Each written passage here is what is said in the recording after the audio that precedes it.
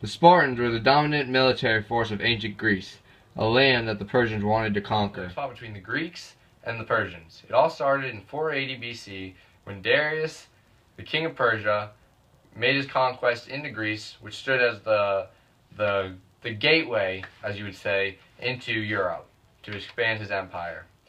Darius was defeated in the Battle of Marathon, which was a naval battle which sent the Persians home and brought peace to Greece.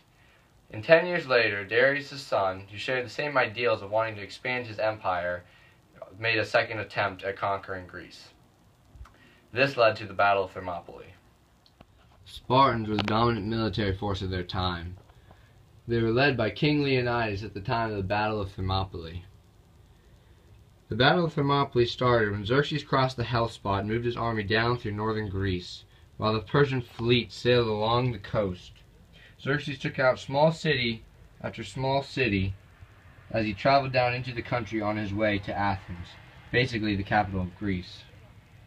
The Spartans, led by King Leonidas, knew along with a few other Greek city-states, including some Athenians, that the Persians must be stopped or at least delayed. The Council of Sparta did not agree on war, as they thought that this would truly bring an end to Sparta. Leonidas knew if the Persians made their way down through Greece, conquering city after city, and eventually taking out Athens, that would be like killing the heart. Leonidas saw no other choice. He marched his men through the vast deserts of Greece, through the arable farmland of Greece, known for its beautiful Mediterranean breeze. Mainly the Spartans were highly outnumbered by the Persians. Leonidas knew the only way to fend off the Persians would be picking a better geographical location. He led his men up north into Greece, into the valley called the Hot Gates.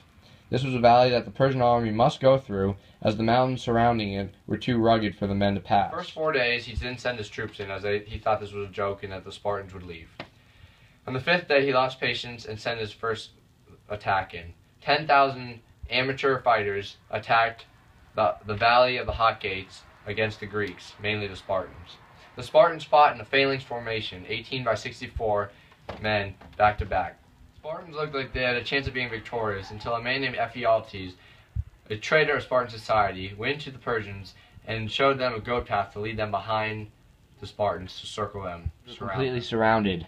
They had no choice but to surrender or fight. The Spartans were defeated as they were surrounded and had no choice. They fought well, but they were no match for the Persian archers completely surrounded. One of the values of Spartan culture is that love is the opposite of fear. Spartans did what they did even though they were massacred because of their love of their families, their freedom, and their culture. After the Battle of Thermopylae, the Persians made their way down into Athens, where the city was vacant. The Spartans at the Battle of Thermopylae gave the rest of the Greeks enough time to flee their cities, to save their lives, and to come together to make a bit larger army in order to fight off the Persians. With the Persian army now weaker, the fortified Greek army defeated the Persians, sending them back home. The second attempt from the Persians to conquer Greece in order to get into Europe was a failure.